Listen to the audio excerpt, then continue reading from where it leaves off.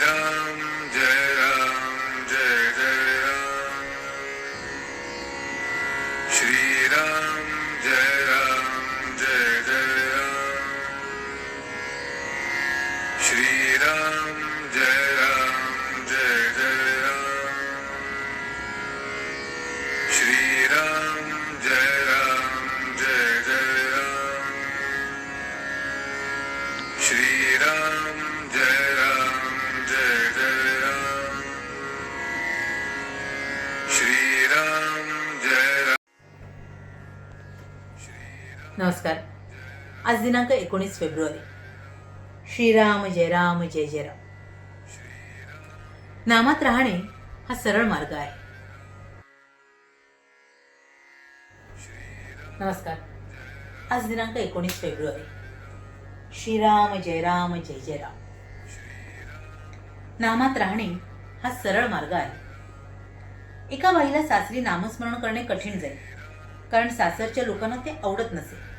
मी तिला सांगितले, लोणी चोरून खाण्याचा परिपाठ ठेवला तरी त्याचा परिणाम शरीरावर दिसतोच, तसेच नाम कुणाला नकळत घेतले तरी त्याचा उपयोग होतोच। म्हणून उघडपणे नाम न घेता आले तरी ते गुप्तपणे घ्यावे आणि त्याप्रमाणे युक्तीने वागावे। हे जाऊन आलेल्या लोकांकडून आपल्या तिथल्या गोष्टी ऐकतो। तिथे आपण पायी जाऊ शकत नाही, कारण ते फार लांब आहे। शिवाय वाहनामध्ये बसून जावे म्हटले तर मध्ये मोठा समुद्र आहे।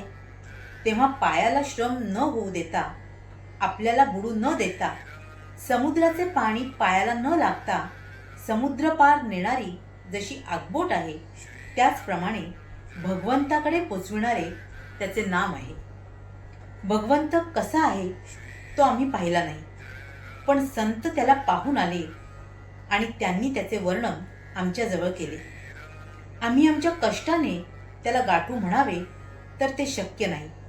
शिवाय प्रपंचासारखा एवढा भवसागर मध्ये आडवा आलेला आहे। अशा परिस्थितीमध्ये आपण नाम घट्ट धरले तर सुखाने भगवंतापर्यंत जाऊन पोचू। व्यवहारामध्ये जशी एकाच माणसाला अनेक नावे असतात, तो त्यापैकी कोणत्याही नावाला ओ देतो, तसेच कोणत्याही नावाने हाक मारली तरी एकच भगवंत ओ देतो। निरनिराळ्या गावी आलेल्या सर्व जिंदगीची मालकी खरेदी पत्रातल्या नामनिर्देशाने मिळते, तसे सर्वव्यापी असलेल्या देवाची प्राप्ती त्याच्या नामाने होते।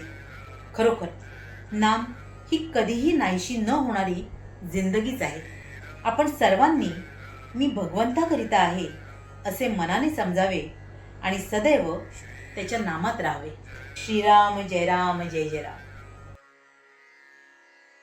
महाराज आपल्याला सांगतायत की भगवंताकडे जाण्यासाठी अगदी सहज, सोपा आणि सरळ असा कोणता मार्ग असेल तर तो म्हणजे त्याचं नाम।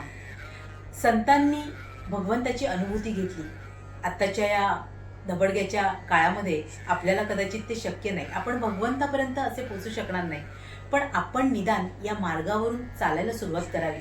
म्हणजे हे जे थोर श्रेष्ठ संत असतात, गुरु असतात, ते कधी ना कधीतरी आपल्याला लाभतील, त्यांची कृपा आपल्यावर होईल आणि मग त्यांनी आपल्याला जे साधन ते देऊ करतील, त्यानुसार आपण ते जर साधन केलं तर आपल्याला आपल्या भगवंतापर्यंत निश्चितच पोहोचता येईल। पण आपल्याला आधी त्या मार्गावरून चालणं मात्र आवश्यक आहे। म्हणूनच आपण साऱ्यांनीच आपला प्रपंच नीटनेटकेपणाने करावा। त्यात आपल्याला ज्या जबाबदाऱ्या दिलेल्या आहेत त्या पार पाडाव्यात, पण आपण आपलं प्रत्येक कर्म जे आहे ते भगवंताच्या स्मरणात करावं आणि असे एखादे संत गुरु आपल्याला लाभतील त्यावेळी त्यांच्या म्हणण्यानुसार आपण आपला परमार्थही साधावा। असा हा प्रपंच आणि परमार्थ दोन्ही आपल्याला साधता येऊ हीच त्या गुरुचरणी प्रार्थना। तुम्हा साऱ्यांसाठीच खूप सारी गुरु ब्लेसिंग। श्री स्वामी समर्थ। जय गुरुदेव।